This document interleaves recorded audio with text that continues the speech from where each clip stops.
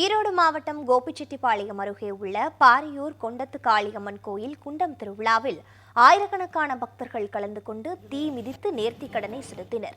இதுகுறித்த கூடுதல் விவரங்களோடு இணைப்பில் இருக்கிறார் எமது செய்தியாளர் ரவிவர்மன். வணக்கம்.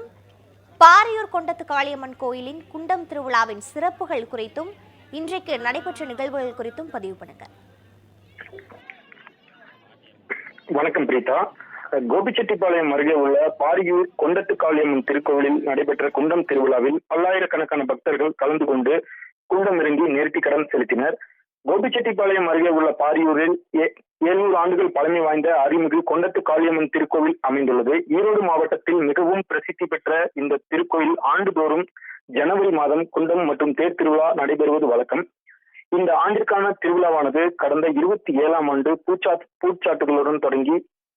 அதனைத் தொடர்ந்து சந்தனக்காப்பு அலங்காரம் உள்ளிட்ட சிறப்பு பூஜைகள் கடந்த 15 நாட்களாக நடைபெற்று வந்தது. அதனைத் தொடர்ந்து விழாவின் முக்கிய நிகழ்வான குண்டம் இறங்கும் நிகழ்ச்சிக்காக நேற்று இரவு முதல் அம்மனுக்கு சிறப்பு அலங்காரம் செய்யப்பட்டு பின் 6 கால பூஜைகள் நடைபெற்றது. இதனையடுத்து பக்தர்கள் காணிக்கையாக கொடுத்த 30 டன் அளவுடைய எரிக்கரும்புகளை கொண்டு குண்டத்திற்கான பணிகள் துவங்கப்பட்டது.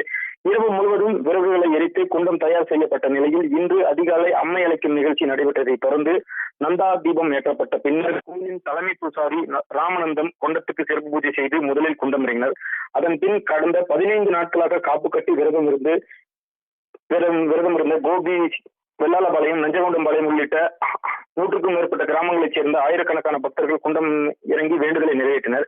இந்நிகழ்ச்சிக்கான ஏற்பாடுகளை ஈரோடு மாவட்ட கண்காணிப்பாளர் ஜவஹர் தலைமையில் கோபி துணை காவல் கண்காணிப்பாளர் தங்கவேல் மேற்பார்வை 500க்கும் மேற்பட்ட காவலர்கள் பாதுகாப்பு பணியில் ஈடுபட்டிருந்தனர். இவ்விழாவில் கலந்து கொள்ள வந்திருந்த ஆயிரக்கணக்கான பக்தர்களுக்கு விழா குழுவினர் சார்பில் அன்னதானமும் வழங்கப்பட்டது. சீதா, விவரங்களை வழங்கியமைக்கு நன்றி.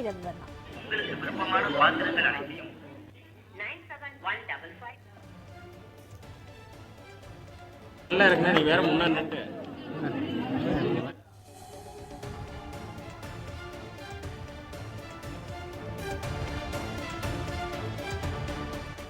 அம்சங்களாக முதலியவை அமைக்கப்பட்டுள்ளது.